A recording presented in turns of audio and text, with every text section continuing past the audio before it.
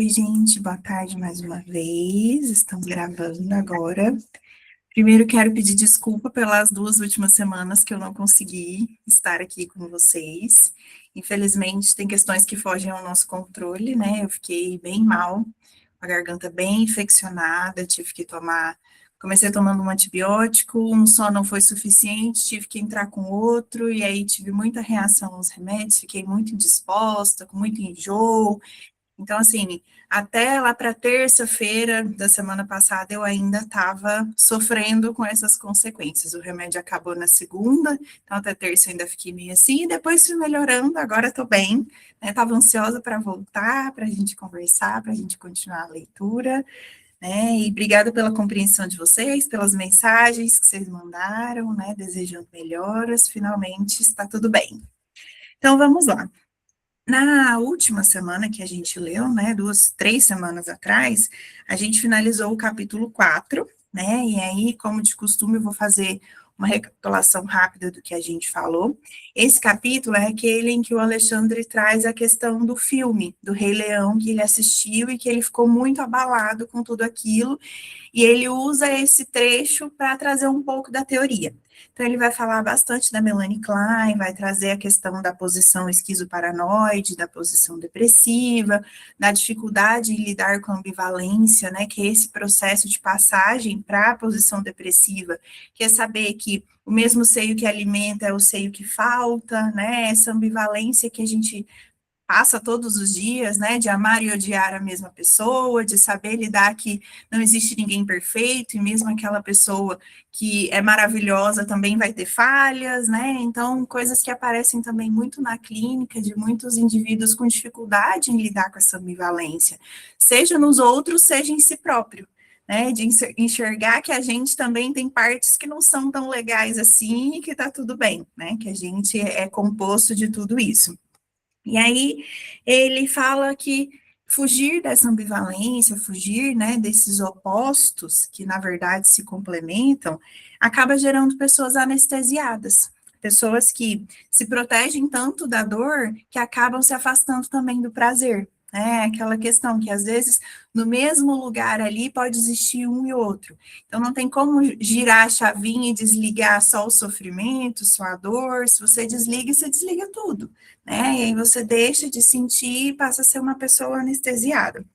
Então, ele traz bastante isso, né, nesse sentido, e tem uma frase que eu separei aqui, que eu acho que resume bem isso, que ele fala que a gente percebe, apesar de evitar a qualquer custo, a constatação de que tudo que é vivo também é frágil, e que amar sempre envolve algum risco, né? Então, a gente precisa ali ter essa capacidade de lidar com esse risco, com esse outro que não é perfeito, para que a gente se abra para essas oportunidades, né? Se abra para esses amores, para que a gente consiga lidar com essa fragilidade e com esse estar vivo que é tão frágil, né?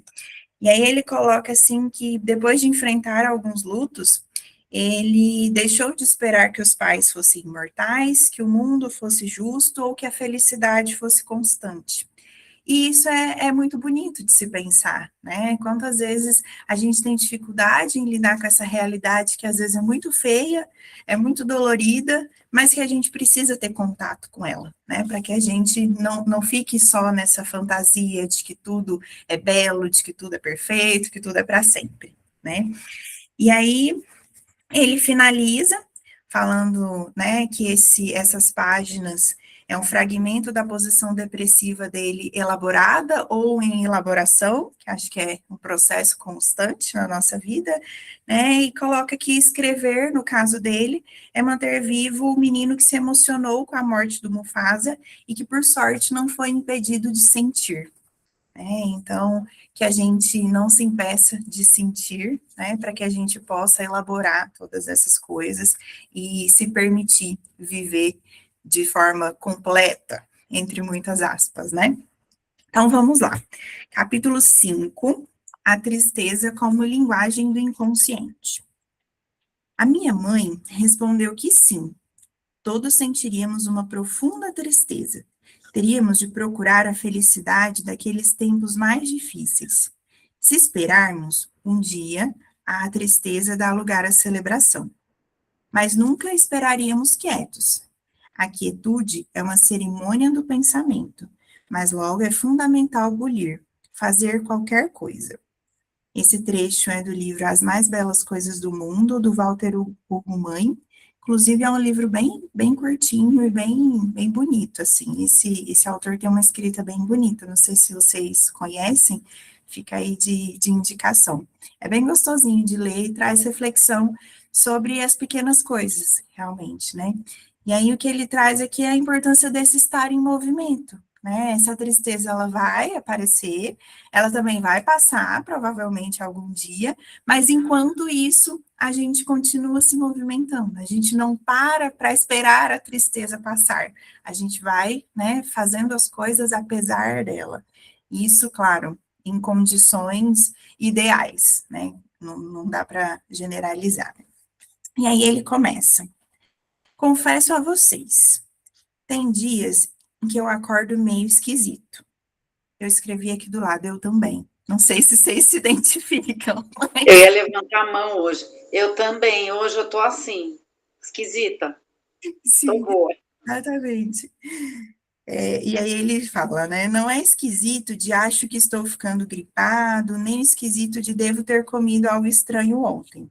É um esquisito emocional, um desalinho interno, como se nada se encaixasse direito, como se alguma parte de mim tivesse ficado para trás na noite anterior, e agora tudo funcionasse com um leve atraso.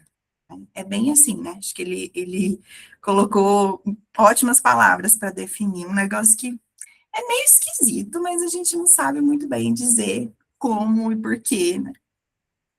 O despertador toca e o som parece uma ofensa pessoal. O café, que normalmente funciona como um milagre líquido, demora a fazer efeito. E qualquer toque, seja físico, seja na tela do celular, parece ultrapassar um limite invisível, violando o pouco espaço que ainda me resta. Nessas manhãs, tudo me aborrece. Uma pergunta inocente soa como provocação. Um convite para conversar parece uma missão suicida. Durante muitos anos, chamei isso de cansaço. Atribuí o cansaço à rotina, à falta de férias, ao excesso de compromissos, à reunião que poderia ter sido um e-mail.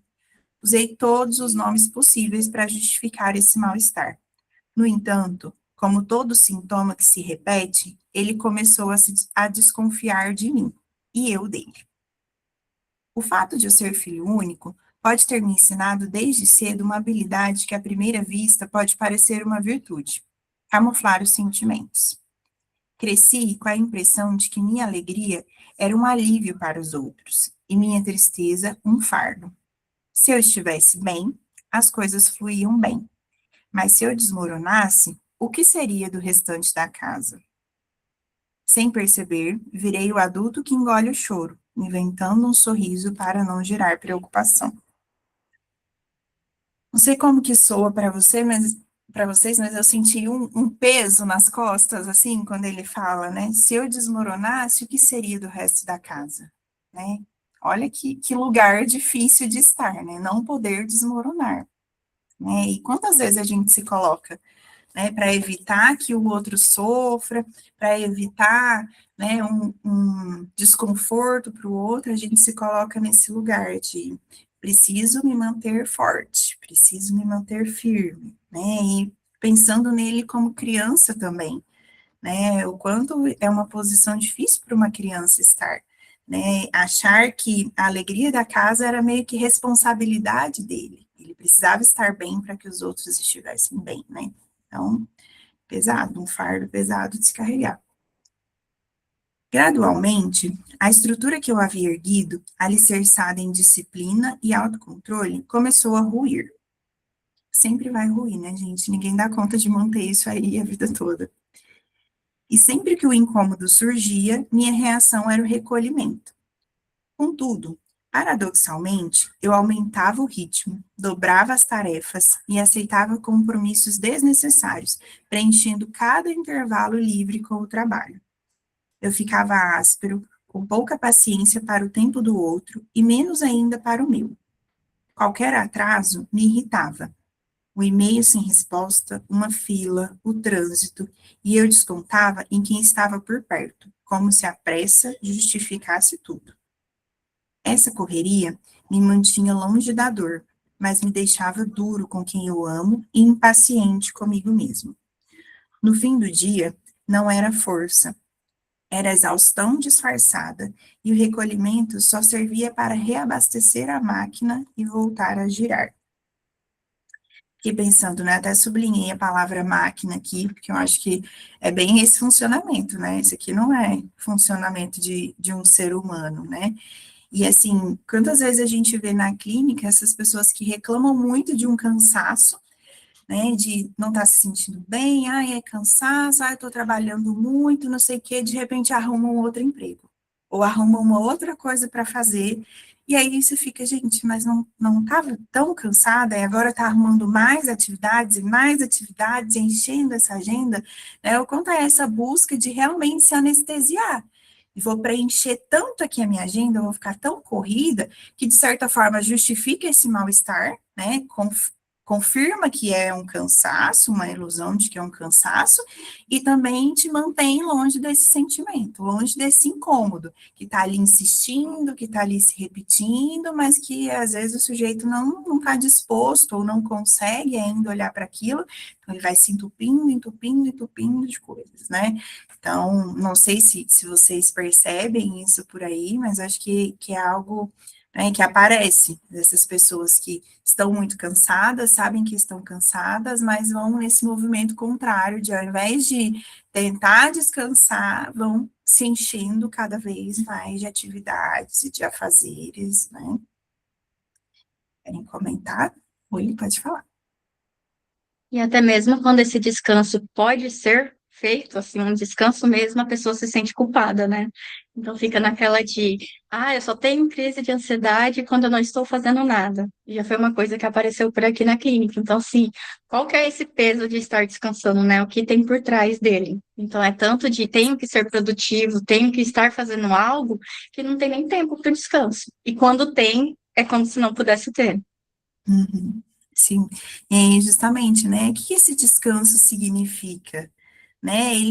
Ele faz a pessoa entrar em contato com o quê? Né? E aí, claro, cada sujeito vai ter as suas questões, né? Mas o quanto essa cultura mesmo de estar sempre produzindo, a gente já conversou bastante sobre isso, né? Dessa cobrança de estar sempre fazendo algo, de não poder descansar, né? Às vezes a pessoa fala, no dia que eu descanso, eu vou dar uma faxina na casa, eu vou não sei o quê, ou eu vou inventar mil coisas para fazer. Então, assim, realmente, o que esse descanso traz? Né? Esse esvaziar, vamos dizer assim, ele mostra o quê?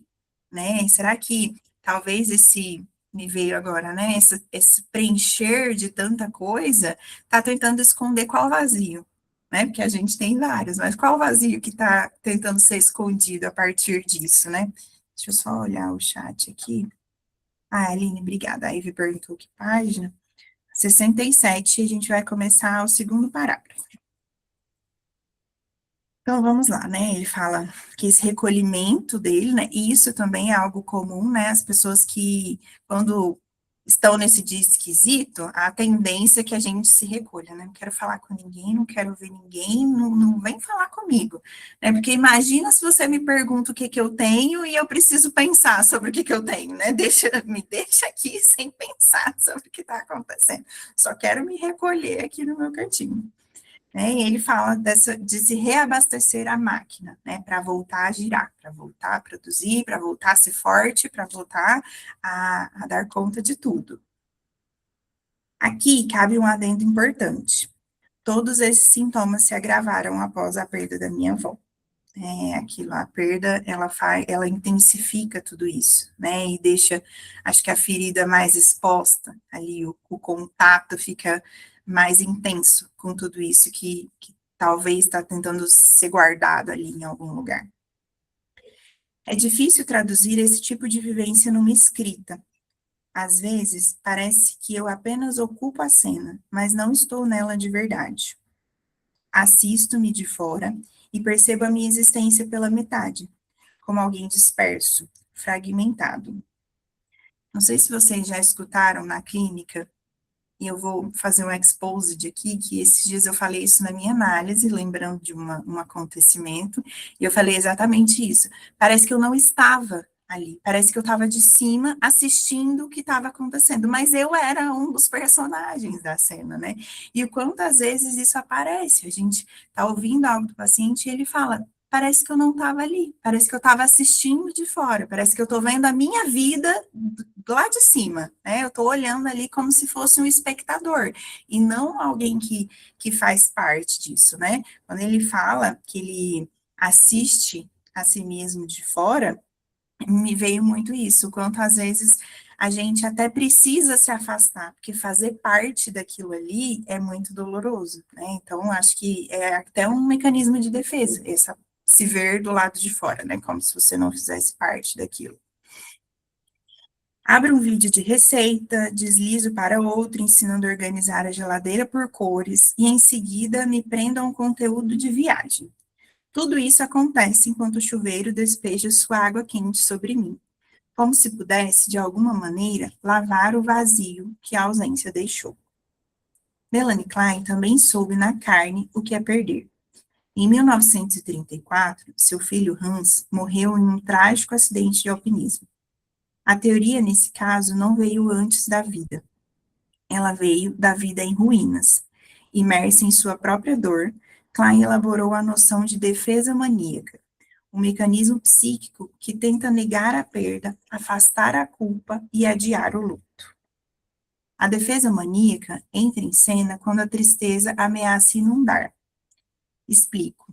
Diante da iminência da dor, o sujeito reage com hiperatividade, controle excessivo ou um falso entusiasmo. Finge que está tudo bem, assume mais tarefas, responde com agitação ao que por dentro está desmoronando. Ora, que coincidência, não? Donald Winnicott, pediatra e psicanalista inglês, ampliou essa ideia em 1935 ao enfatizar as mudanças que ocorrem no mundo interno. Para ele, o ponto central da defesa maníaca não se situa na negação da ausência do objeto, mas na recusa em reconhecer a morte interna. Logo, o indivíduo não está fugindo da realidade, está fugindo de si. E aí é isso, né, gente? Às vezes essa defesa maníaca é a única saída naquele momento, né? Não aparece outra coisa. Essa tristeza que inunda, né? Acho que me veio na cabeça uma inundação mesmo, né? Quando chega uma inundação, às vezes não dá tempo de pensar muito no que fazer. Você precisa de algo rápido, você precisa de uma saída imediata ali, né? Então, acho que a defesa maníaca vem nesse sentido, como uma saída imediata frente a uma catástrofe interna que está prestes a acontecer, né? Então, muitas vezes é a única saída que o sujeito encontra naquele momento, né? Para ilustrar essa hipótese, Winnicott descreve uma passagem aparentemente banal. O que dizer do rádio sempre ligado? Ou o fato de vivermos numa cidade como Londres, onde o barulho nunca para e as luzes nunca se apagam? Cada um desses exemplos ilustra o reasseguramento por meio da realidade contra a morte interna e o uso da defesa maníaca, que pode ser normal. Em síntese, ligamos o rádio, a TV e abrimos o feed ou a agenda para sufocar a morte que se instalou dentro de nós. E eu fiquei pensando quando eu li isso aqui, né? Se instalou já está ali dentro. Não é algo que vai acontecer, já está ali, né? E aí foi essa saída rápida que se encaixou ali. Foi o possível que a gente fala, né? O sujeito faz o que é possível para ele naquele momento. Um buraco que, se encarado diretamente, pode nos engolir. Sem saber, nos lançamos para o alto, na euforia, ou para o mundo, na ação compulsiva, tentando encontrar, do lado de fora, aquilo que não conseguimos sustentar no nosso mundo interno. Winnicott chamou isso de movimento ascendente e fuga para a realidade externa, duas faces da mesma moeda.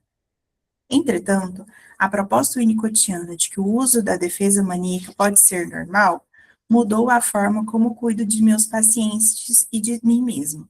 Algumas defesas nos salvam, funcionando como um cobertor fino em noites geladas. Não resolvem tudo, mas protegem o essencial.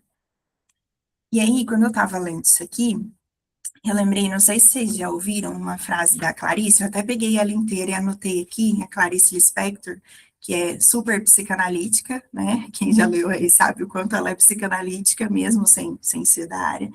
E ela fala assim: até cortar os próprios defeitos pode ser perigoso. Nunca se sabe qual é o defeito que sustenta o edifício inteiro.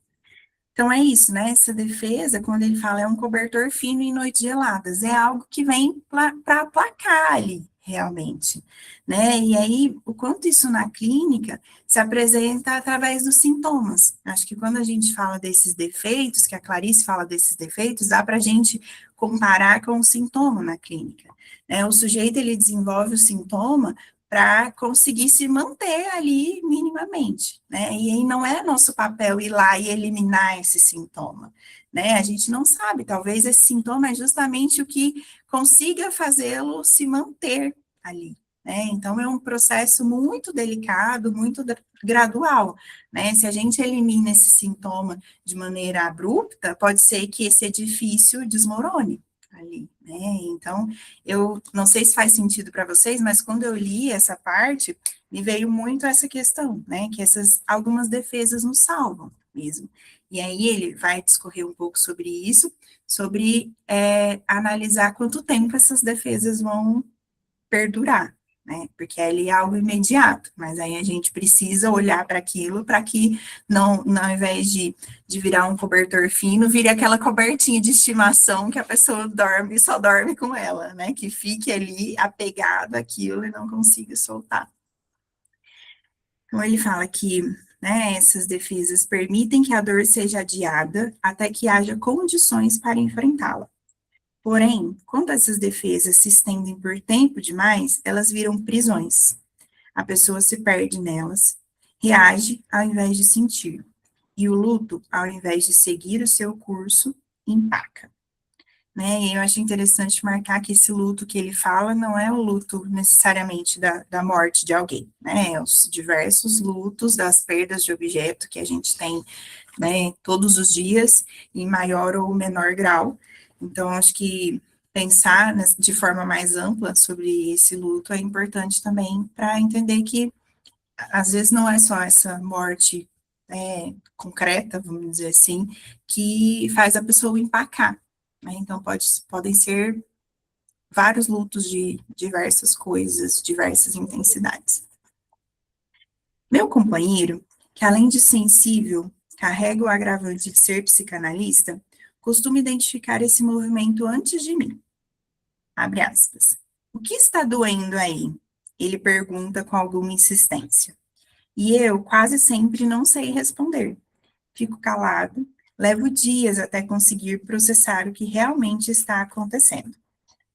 Foi ao longo de minha análise que desvendei a origem dessa reação aparentemente sem causa. Descobri que o nome disso era tristeza. Uma tristeza contida, encabulada, que não se apresentava diretamente. Chegava vestida de mau humor, de impaciência, como se meu inconsciente tentasse me avisar por todos os meios e eu insistisse em responder com justificativas racionais, que é aquela lista de coisas que ele traz lá atrás. Então, estou trabalhando muito, tenho, né, tese para entregar, tenho um monte de coisa para fazer, tem reunião, tem isso, tem aquilo, né, mas parece que essas coisas, no fundo, não justificam. E acho que às vezes a gente se sente assim, né? Às vezes quando a gente acorda meio estranho, pelo menos eu faço esse movimento. O que será que aconteceu, né? Por que eu tô assim? E às vezes a gente se questiona e não chega a uma resposta. Porque às vezes leva esses dias que ele fala que às vezes leva dias, por mais que quem tá em volta perceba que tem algo diferente, a gente perceba que tem algo diferente, até que a gente consiga ter contato com o que realmente está acontecendo ali, talvez leve um tempinho, né? Leva um tempinho para você pensar, pode ser isso, pode ser aquilo, né? E o quanto a análise é importante, porque ali a gente diz sem dizer, né? Então, aquilo que está ali dentro, muitas vezes no racional e tentando refletir sozinha, a gente não consegue entrar em contato. Mas, às vezes, no setting analítico, aquilo escapa, né? Aquilo aparece ali de uma forma, mesmo que a gente não quisesse que aparecesse ali naquele momento, mas aquilo vai escapar de alguma forma, né? Então, enquanto é importante nesse processo mesmo até de nos entendermos, né, e lidar com esses dias esquisitos, né, que a gente não sabe muito bem. Deixa eu ver. De lá para cá, tenho me esforçado para ser mais honesto com o que sinto, mesmo quando as emoções chegam distorcidas. Tento reconhecer a minha própria fragilidade sem a sensação de estar traindo o papel de ser o forte da relação. Pois bem, antes de Klein e Winnicott, Freud nos ensinou que o inconsciente é uma linguagem. E como toda linguagem, raramente se apresenta de maneira direta e decifrável. Na clínica e na vida, ela se revela por desvios, lapsos, sintomas, atos falhos, mas também por dores sem explicação evidente, explosões de raiva e cansaço sem causa aparente. É o famoso não sei o porquê que eu sinto, mas eu sinto. Né? Tá aqui, mas eu não sei porquê. Não sei explicar muito bem, mas tá aqui. Segundo a teoria freudiana, esses sinais expressam afetos recalcados, que por não terem sido elaborados, retornam de forma distorcida. No texto A Repressão, de 1915, Freud descreve um mecanismo psíquico pelo qual certos conteúdos são afastados da consciência. No entanto, esse afastamento não é sinônimo de desaparecimento. O conteúdo reprimido ou recalcado, a depender da tradução, continua atuando, buscando alternativas de retorno. Numa das suas 5 lições de psicanálise, que foram ministradas nos Estados Unidos na Universidade de Clark, em 1909, o mestre de Viena explica de maneira didática o que pretendo elucidar. Vocês querem comentar alguma coisa sobre esse último trecho? Que agora ele vai dar um exemplo bem grande sobre a questão do inconsciente, do recalque, né? Como que é para vocês pensar nessa coisa do eu sinto, mas não sei dizer o quê, não sei dizer por quê? Como que isso soa para vocês? Ninguém sente isso? Sinto, mas não sei o quê. Tá bom, se vier alguma coisa, vocês podem me interromper, tá? Vou trazer aqui o trecho que ele traz do Freud.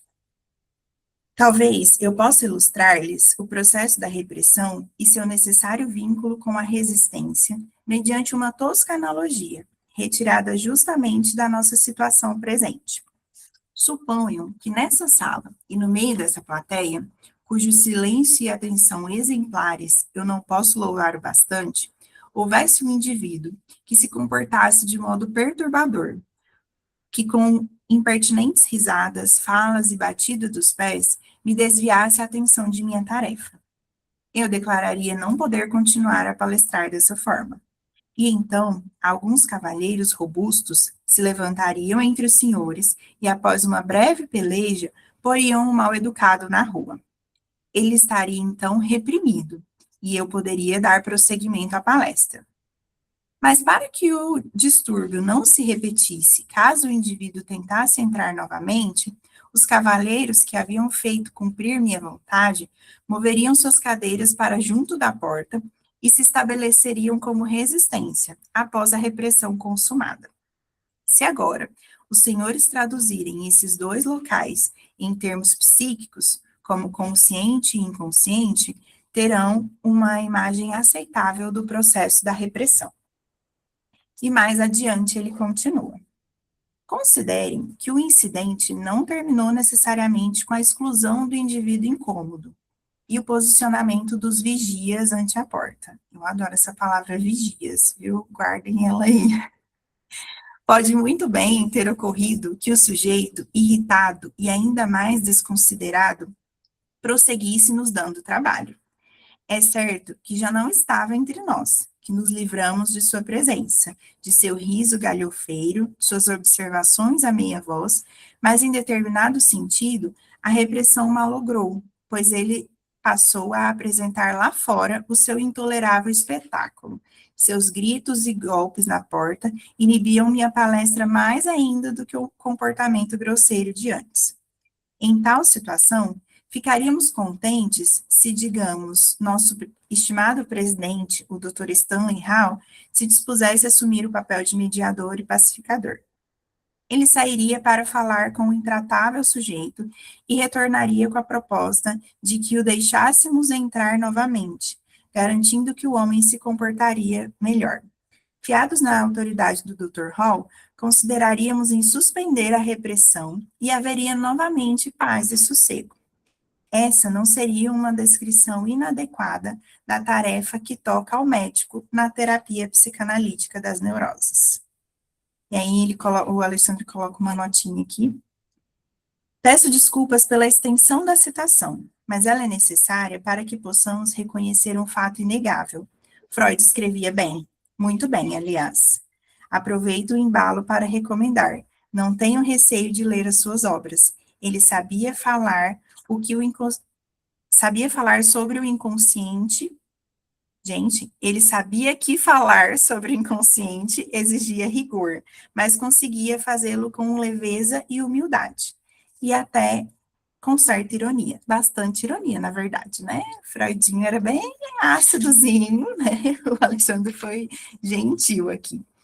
E aí, o que vocês pensam desse exemplo? Quero ouvir vocês, né? Depois eu falo. O que ficou passando aí pela cabeça de vocês quando ele fala, né, desse exemplo lá da pessoa inconveniente que fica ali atrapalhando a palestra?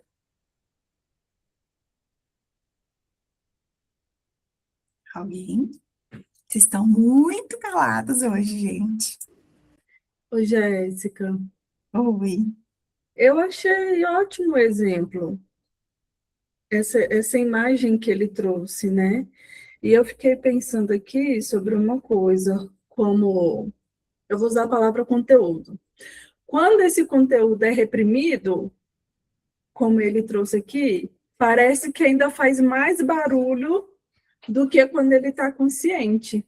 Ou seja, é mais difícil lidar com aquilo que foi reprimido, que está no inconsciente, do que aquilo que vem à tona, quando suspende o recalque, né?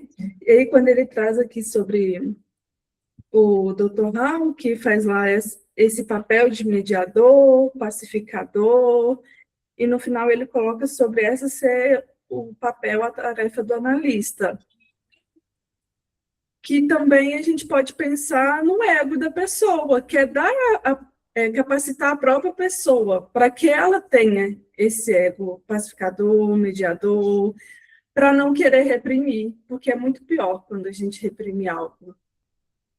Sim, Né? Eu sim. achei que a ilustração dele foi perfeita.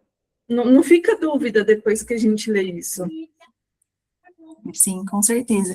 E aí, né, tem a questão dos vigias lá, né, que eu acho muito interessante, porque, como a gente falou agora há pouco, sobre como o sujeito, ele lida do jeito que ele dá conta naquele momento, né, então, trazendo o exemplo do Freud, a primeira ideia que passou pela cabeça dele é, vamos tirar esse cara daqui, botar ele para fora e a gente vai resolver o problema. Né? Então, quantas vezes a gente inconscientemente pensa, deixa eu guardar isso aqui na caixinha ali, porque, né, vai ser a melhor solução. Só que aquilo vai voltando, aquilo insiste, aquilo bate, aquilo grita, aquilo esperneia, e a gente chega um momento que a melhor solução passa a ser outra. Né? Então, eu achei muito interessante a construção dele, porque de início ele pensou, vamos tirar daqui, é o único jeito que tem. Né? Então, às vezes, nossa mente vai falar, o único jeito que tem é reprimir isso daqui, guardar lá na caixinha e deixar quieto. Mas como aquilo continua incomodando, continua voltando, continua esperneando ali, precisamos achar um jeito diferente de lidar com isso. Não que o primeiro jeito foi errado, mas talvez que agora ele não funcione mais, né? E aí ele começa a trazer angústia. Então o cara tá lá batendo na porta, né? E a gente tá lá, gente, para de gritar aqui na minha cabeça, para de espernear, fica quieto, né? Mas não. Então eu achei muito legal essa construção dele para a gente pensar isso. Às vezes é a saída mais viável naquele momento, mas ela não vai ser a mais viável para o resto da vida, né? Pode falar, Ive. E ouvindo você agora, sabe o que eu fiquei pensando? Às vezes é aquele analisando que quando a gente chega no conteúdo, ele diz assim, não quero falar sobre isso, é melhor não falar, ou então ele nega, né? Tipo assim, eu não me incomodo mais com isso. Tá E aí resolvido já. tá resolvido, não, tá tudo certo. Fica fugindo, né? E aí tem uma hora que a gente tem que falar com ele, tipo assim, olha, quanto mais você fugir, mais vai atrás de você. A gente precisa de enfrentar isso. Precisa de olhar, porque conscientemente você não percebe que está te afetando, mas está afetando de outras formas. Então, esse papel de ser o mediador é também chamar para a pessoa e falar assim com ela, vamos olhar para isso que você não quer? Sim. E o quanto isso é delicado, né, Ive? Eu fiquei te ouvindo e pensando, cara, nosso papel, ele não é fácil, porque precisa ter muito tato para realmente chamar essa pessoa, né? Porque tem gente que não está preparado, realmente, né? Quando você fala de a pessoa, ai, não quero falar sobre isso. É algo que eu faço na minha clínica, né? Se a pessoa fala, não estou preparada para falar sobre isso, eu falo, tá bom, então você quer falar sobre o quê? Né? Assim, sou muito receosa, não sei nem se é essa palavra, mas né, de cutucar, porque quando eu ouço isso, eu fico pensando, ele tinha botado 2 vigias na porta. Se eu forço, ele vai botar mais 8 ali, sabe? Então, assim, eu concordo que realmente, às vezes, a gente precisa, né, chamar a pessoa, mas é um cuidado que a gente tem que ter com isso, uma sutileza ali, né, para que a gente consiga ao invés de colocar mais vigias naquela porta, a gente tira um, aí abre uma frestinha ali, depois a gente tira o outro, né? Então, acho que eu fiquei pensando muito nesse sentido de o quanto é difícil o nosso trabalho e a gente precisa ter, né, esse feeling, esse tato, essa sensibilidade mesmo para ir olhando o quanto que é a hora de falar. E aí, meu filho, vamos, né? Ou esperar esse tempo. Claro que depende muito de cada caso, né? Maria, pode falar. A parte mais difícil é saber Eu estou justamente. te ouvindo bem baixinho. Vocês. Vamos ver se agora melhora, será? Aí, melhorou. Melhorou. Tá. Não, que às vezes a parte mais difícil mesmo é essa sensibilidade, né, da gente saber até onde. E para mim me veio uma assim, falta palavra para o nosso paciente, no sentido de ele não sabe o que é aquele incômodo que nem ele sabe, né? Então, é tentar primeiro pôr luz nisso, né? O que será que está acontecendo, né? Então, aonde é esse incômodo, como é que é esse incômodo, para a gente ir aproximando um pouco mais, dando um pouco mais de abertura para ele falar sobre, né? E daí talvez enfrentar um pouco junto, né? Acompanhando, né? Nesse sentido. Sim, com certeza. E aí, assim, eu fiquei pensando também. Ai, deixa eu... eu fiquei pensando que quando o paciente chega nesse ponto de falar, eu não quero falar sobre isso, ele já tem certa consciência, né? Acho que o mais comum, vamos dizer assim, é aquele paciente que ele nem sabe que ele não quer falar sobre aquilo. Mas quando chega naquele assunto, assim, parece que dá choque, né? A hora que você encosta, ele pula para trás e ele muda de assunto na mesma hora.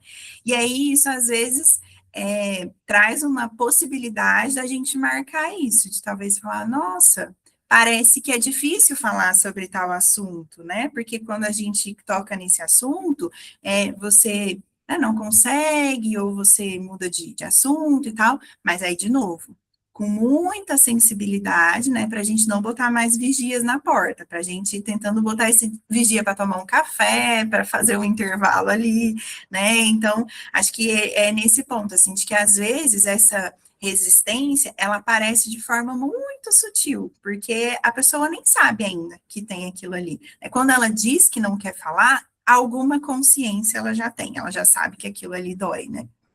Mônica, pode falar.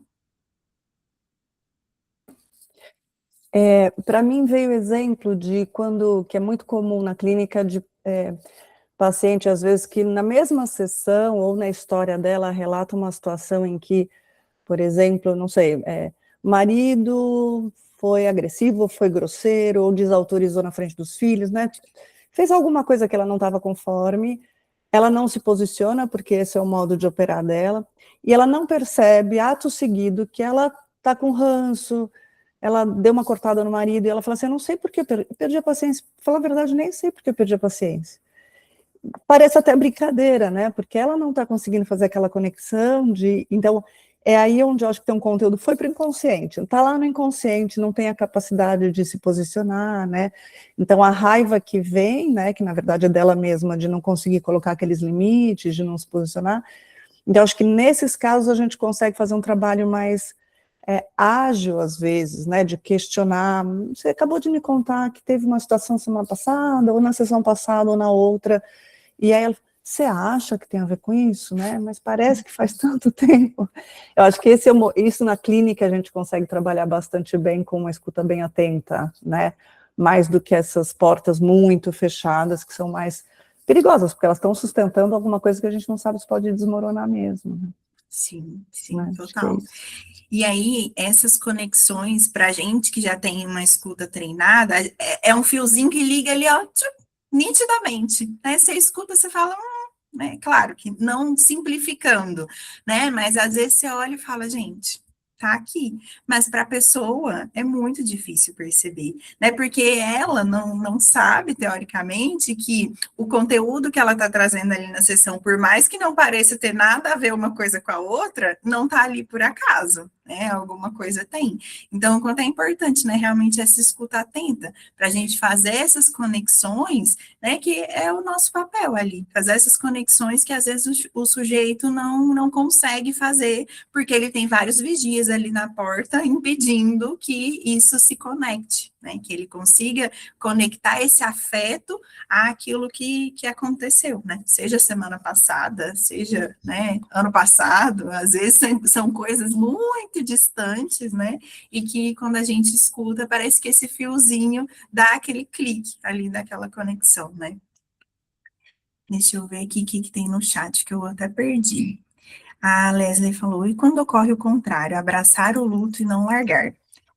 Isso aí é o mais difícil, acho que o mais desafiador, né? E aí eu acho que é onde entra o papel da análise de tentar construir junto com o sujeito ferramentas que o façam lidar com aquilo de uma forma diferente, né? Que eu acho que é o nosso papel, não é eliminar isso, mas fazer com que o sujeito tenha condições psíquicas de lidar com aquele luto, de não precisar abraçar aquele luto, né? Porque se ele abraçou é porque ele precisa daquilo ali por algum motivo, né? Então a gente ir tentando construir junto com ele essas ferramentas. E aí, de novo, cada caso é um caso, né? E esses lutos, como eles intensificam, acho que a história de vida, tudo que aquela pessoa passou, se conecta com todas essas coisas, né, exige um trabalho muito minucioso ali, muito de formiguinha mesmo, para ir entendendo, né, o que esse luto representou para aquela pessoa e quais ferramentas ela vai conseguir desenvolver para talvez aos poucos ir soltando esse abraço, né, não ficar ali tão amarrado nisso. A Jennifer colocou aqui que também não insiste, né, que aguarda o tempo do paciente em relação à questão da pessoa que não quer falar sobre determinado assunto, né. A Leslie, ou as pessoas colocam como, já deu tempo, não está na hora de deixar isso para lá. Não entendi mesmo, acho que a gente foi se alongando e acabou saindo um pouco do contexto, né. A Dani colocou, parece menopausa. Por que parece menopausa? Me contextualiza aí, se você conseguir. O que parece menopausa? Alguém mais, gente? O que vocês pensaram aí sobre esses vigias? Como é que estão os vigias de vocês? Estão né? Às vezes a gente tem uns vigias que, difícil arrancar eles de lá, né? A cobrança da sociedade para que você supere o luto. Sim, acho que é isso, né, que a gente tem conversado ao longo dos encontros, né, nessa coisa de, ai, mas supera, né, eu ouvi muito isso, nem lembro onde, gente, mas sobre final de relacionamento, acho que foi na supervisão, sobre final de relacionamento, né, que a pessoa tá ali, às vezes há anos terminou um relacionamento, que não deixa de ser um luto, né, o término de um relacionamento, e vem aquela cobrança de, mas até hoje isso, às vezes a própria pessoa, né, de tipo, mas eu não aguento mais falar disso, não sei o quê, mas não é o término em si, a pessoa em si, é o que tudo aquilo representa, assim como todos os outros lutos, né? O que aquilo representa? O que aquele objeto perdido representava para aquela pessoa, né? Às vezes ela trava uma luta, e aí o luto é uma luta realmente, né? De tentar dar contorno para tudo aquilo que aconteceu. Dani, você consegue falar o negócio da menopausa? Não, não dá agora? Então tá, depois você me explica, que eu não entendi. Acho que perdeu aí o time. Mas então vamos lá. Página 74, acho que dá tempo de terminar. Nesses trechos, Freud apresenta a repressão como um fenômeno que pode ser imediatamente reconhecível por qualquer um que já tentou calar uma dor, ignorar um conflito ou seguir em frente sem elaborar o que ficou mal resolvido. Trata-se do desconforto persistente provocado por aquilo que, mesmo esquecido, insiste em retornar, manifestando-se nas tensões musculares, na insônia, na irritação desproporcional e, sobretudo, nas escolhas repetitivas que nos empurram para os mesmos becos sem saída. Os nossos famosos sintomas, né, que podem aparecer de diversas formas, das maneiras mais diversas possíveis. É nesse ponto que a psicanálise se mostra tão necessária e urgente. Não basta jogar fora, entre aspas, o que importuna. A tarefa analítica consiste em oferecer condições para que o incômodo possa ser reconhecido e elaborado. Eis a diferença entre negar a dor e acolhê-la. E aí acho que entra muito nessa questão que a Leslie trouxe do luto, né? Como que faz quando a pessoa abraça o luto e permanece ali? Né? É exatamente esse o papel da análise, né? Oferecer essas condições para que a pessoa reconheça esse incômodo e tente elaborá-lo, né? E aí a grande diferença entre negar a dor e acolhê-la. E aí, quando a gente fala de acolher a dor, né, eu já ouvi muito assim, tipo, mas aí sim, você está incentivando a pessoa a sofrer, né? Acho que vem nesse sentido de vai acolher a dor, então vai ficar ali com ela para sempre. Mas acho que, né, não é nesse sentido, é acolher justamente no sentido do rapaz lá, do moço que ficou atrapalhando a palestra, né? Você acolhe e se fala, querido, vem cá, senta aqui do meu lado, vamos fazer um combinado, né? Vamos tentar viver em harmonia, nós dois aqui, melhor do que você tacar para fora e a pessoa ficar lá te atrapalhando, né? Então, acho que esse exemplo dele traz isso de maneira muito clara, né? Então, às vezes, esse acolher no sentido de, tá bom, eu reconheço que você está aí, eu reconheço que você quer participar aqui e tal, mas então vamos fazer uns combinados, né? E acho que esses combinados são as ferramentas que a gente vai desenvolvendo. A dor está aqui, eu sei que está, mas vamos ver como que a gente vai manejar isso daqui para frente. Poli, pode falar. Eu não sei se alguém aqui já assistiu, mas tem um filme chamado Nonas. Assim, é maravilhoso para ver sobre o luto. Então, assim, sem tentar dar um spoiler, mas falando um pouquinho sobre Não o dá filme, spoiler, hein? é sobre um cara que ele perde a avó dele. E por causa dessa perda da avó, ele abre um restaurante italiano e aí ele começa a chamar outras avós para cozinhar nesse restaurante. E aí é uma história baseada na realidade mesmo, assim. Tem um restaurante, não sei aonde, mas que tem essas avós do mundo inteiro cozinhando nesse restaurante. Então, sempre meio que um rodízio. Então, foi a forma dele lidar com o luto da perda dessa avó. Então, assim, Nonas, o nome, é maravilhoso, gente, simplesmente, assim, dá para ver todo o passo a passo, assim, dele elaborando esse luto, dele tentando se agarrar, ele sem conseguir sair de casa, e depois ele fazendo algo com o luto. Então, assim, é um livro fantástico, um filme fantástico. Sim, sensacional, pô, olha, adorei, já quero assistir. Porque é isso, né? A saída psíquica do sujeito. E aí, quando eu fico pensando, né, gente, quem que teria uma ideia de abrir um restaurante e botar um monte de vovó lá para cozinhar, né? E olha que lindo isso. A saída do sujeito não tem uma regra. Cada sujeito vai encontrar a sua saída, do seu jeito, né? Então, por isso que a análise é linda. Eu sou apaixonada, né? Mas por isso que é muito bonito esse processo, porque você não está guiando a pessoa, dizendo, para superar o luto, você tem que fazer A, B, C, D. Não é, porque não vai funcionar igual para todo mundo, né? Então, olha a saída psíquica que ele teve, né? De lidar com isso, elaborar isso e falar, essa é uma saída possível. E, né, claro, é uma ficção baseada em realidade e tudo mais, mas, assim, o quanto é preciso também deixar que o sujeito seja criativo, né? Eu acho que a análise também é um espaço de criatividade, deixar que o sujeito, ele encontre as próprias ferramentas que façam sentido para ele e que, assim, ele encontre essa elaboração. Porque é assim, né? Cada um vai lidar de uma forma. Não tem receitinha de bolo, pelo menos não para nós aqui da psicanálise, né? Então, esse sujeito, ele precisa desenvolver essas ferramentas. E aí, o nosso papel é dar suporte para que ele consiga até mesmo acreditar que ele consegue desenvolver essas ferramentas, né? Então, amei o exemplo, Polly, acho que é bem isso, é bem bonito, né? E bem inovador, né? Ele encontrou um jeito que talvez não seja usual.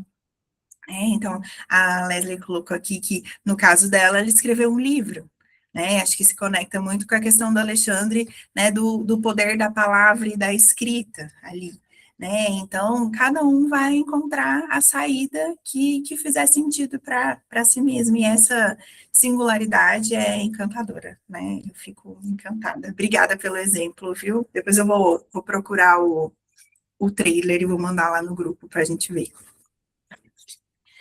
Então, vamos lá. Terminar aqui o restinho, que falta bem pouquinho.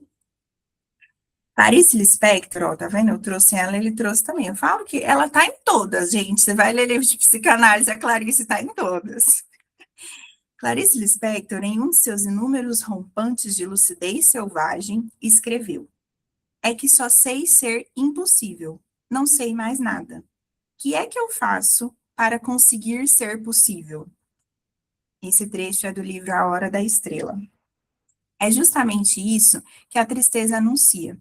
Existem partes de nós que não se encaixam nos moldes do possível. Ela aparece como um alerta, como um músculo que se contrai por não suportar mais o esforço de se conter. Eu estou aqui presa no existem partes de nós que não se encaixam nos moldes do possível. E, gente, quantos moldes a gente tem aí hoje em dia, né? É molde que não acaba mais. E um molde de que todo mundo tem que ser igual, né? Em todos os sentidos, desde a aparência física, né, o rosto, o corpo, tudo, vários moldes que às vezes a gente tenta se quebrar para caber nesses moldes que não nos cabem, né? Hoje, quando percebo que estou mais seco, ríspido ou distante, tento frear os impulsos e observar as minhas atitudes. Nem sempre consigo, é claro. Continuo com os meus episódios de loucura, entre aspas. Por sorte, algumas defesas maníacas ainda me salvam. Afinal, não é todo dia que estou disponível para mergulhos profundos. Gente, tá vendo? Não é todo dia que a gente consegue elaborar as coisas. Às vezes a gente vai ficar ali enfunado, de cara ruim, não vai querer conversar, né? E faz parte também, né? Às vezes leva alguns dias, às vezes a gente consegue pensar, mas às vezes é uma coisa que tá tão cercada de vigias ali que a gente não vai conseguir acessar ela tão facilmente, né? Então, não é todo dia que a gente está disponível para mergulhos profundos. Às vezes a gente só quer boiar ali e ficar ali existindo, né? Há momentos em que o psiquismo precisa mesmo de um certo improviso emocional para não desabar por completo. Imaginemos um guarda-chuva furado, que, embora precário, dê conta de nos proteger até a próxima marquise. O problema acontece, como Klein e Winnicott alertam, quando esquecemos de fechar o guarda-chuva após a tempestade ter passado.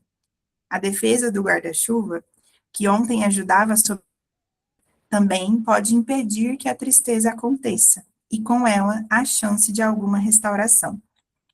Aprendi, e sigo aprendendo, a fazer aquilo que Freud propôs: escutar, a mim mesmo e aos outros. Às vezes, é só uma parte minha que foi esquecida, que não quer causar confusão. Quando eu abro a porta, a tristeza entra e se acomoda. Respira. De um jeito inexplicável, eu respiro junto. Eu me arrepiei aqui. Desde a hora que ele fala lá do... Quando a gente, às vezes, esquece de fechar o guarda-chuva, né? Esse limiar, né? Essa linha muito tênue entre esse guarda-chuva que nos protege ali de uma tempestade e tudo mais, mas a gente se abraça com ele às vezes, né? É a questão que a Leslie trouxe, o quanto é importante que essas defesas, elas venham ali naquele momento como o único recurso, mas que a gente consiga perceber que chega um determinado momento que aquele guarda-chuva não é mais necessário, ou que aquele guarda-chuva nem funciona mais, porque você entra embaixo de uma coisa, você está batendo o guarda-chuva ali nos lugares, não consegue se movimentar, né? Então, acho que é a gente ter essa capacidade, né, e desenvolvendo isso de olhar para essa sutileza, né, de entender que essas defesas são necessárias, mas que não dá para a gente, né, se abraçar com elas e seguir sempre, porque aí a gente está se protegendo de mais coisas, né, do que o ideal. O que vocês acharam? Gostaram? Aline, pode falar. Então, eu estou pensando sobre essas defesas, porque quantas pessoas acham que, é minha personalidade, né? Esse guarda-chuva já está aberto há tanto tempo, faça chuva, faça sol, né? Verão, inverno, e não conseguiu ainda, não consegue, parece, não entendeu que dá para sobreviver sem esse guarda-chuva. Uhum. Sim, total. Aline, você foi falando, eu fiquei pensando a pessoa segurando o guarda-chuva, né? E aí eu fiquei assim, sabe quando você fica na mesma posição por muito tempo, a pessoa não consegue nem abrir a mão, né? Ela tá ali segurando tão forte naquele cabo do guarda-chuva que ela não consegue nem abrir a mão para soltar. Realmente, é quando talvez esse psiquismo não consegue enxergar outras formas, né? E aí, de novo, aí vem a beleza da análise. A gente, né, conseguir ali construir junto com esse sujeito que ele é sim capaz de desenvolver outras formas de lidar, que ele não precisa ficar ali muito grudado naquilo que ele aprendeu lá atrás, mas que agora já não funciona mais, né? A Leslie colocou que vai ter que sair, né? A gente já tá terminando também. E a pessoa nem percebe que a chuva já passou. Exatamente. O guarda-chuva, ele adquire um significado tão grande que a pessoa nem consegue olhar em volta, né? Para ver se a tempestade ainda tá ali, se já passou, se dá para guardar esse guarda-chuva um pouquinho ou não, né? A Maria colocou lindo mesmo, somos permeáveis, exatamente. Né? E é muito bonito olhar para tudo isso, né? Para essa construção que ele faz, né, desse... Achei lindo quando ele fala, quando eu abro a porta, a tristeza entra e se acomoda. Respira, de um jeito inexplicável, eu respiro junto. Né? E aí, de novo, quando o moço lá entrou de volta e sentou e ficou caladinho, todo mundo respirou aliviado, né? Às vezes é isso, quando a gente consegue tirar esses vigias da porta e consegue acessar esses conteúdos que em determinado momento foram impossíveis, a gente consegue tornar aquilo possível e respirar junto com tudo que continua presente ali, né? Beleza? Mais alguém quer falar alguma coisa? Podemos ficar por aqui? Então tá, obrigada. Deixa eu ver, a Dani mandou aqui. Muito interessante essa figura de linguagem, dar vida a algo inanimado. Sim, é muito bacana, né? Acho que a gente consegue enxergar as coisas, né? De quando a gente traz para esses exemplos, para essas metáforas, né? Acho que é muito importante. Muito obrigada, gente, amei, eu estava com muita saudade, né? Espero vê-los todos semana que vem. Obrigada pela companhia e um beijo.